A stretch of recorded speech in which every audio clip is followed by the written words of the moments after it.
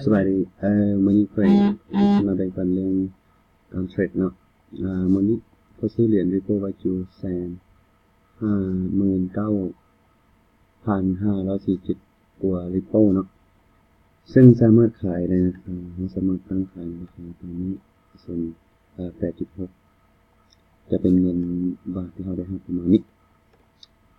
1,300,000 กว่าบาทลงทุน1,000,000 บาทกำไรละตอนนี้300,000 กว่าประมาณ10,000 เงินประมาณหมื่นเหรียญเนาะซึ่งเป็นการเทรดที่กำไรงามที่สุดในรอบมื้อเดียวเนาะกำไรโคตรงามเลยนะเอาตลาดนอกประมาณ 8.96 บาทต่อ1 Ripple แต่ว่าคอยเบาราคานี้ก็จะเอาอยู่ราคา 9.5 ได้เงินประมาณ1,500,000 กว่าบาทเทรดมื้อเดียวได้กำไรอยู่500,000 กว่าบาทมันเป็นอย่างที่กำไรสุดยอดเลยนะก็เลยอยากแบ่งปันให้รู้ว่าการเทรดคริปโตเคอเรนซีเนี่ยมันดีกว่าอันอื่นเป็นต้นแบบปล่อยอย่างต่างๆที่หลายคนกำลังให้ความสนใจแต่มัน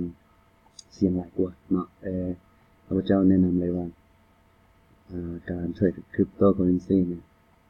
บอกไว้เลยว่าบ่เสี่ยงจังเลยนะเดี๋ยวจะได้เงินกำไรอย่างเดียวโอเคนี่ที่เข้าใจได้ว่าปรึกษาที่ตัวข้าพเจ้าได้เนาะฟรีทุกอย่างนะเข้าใจ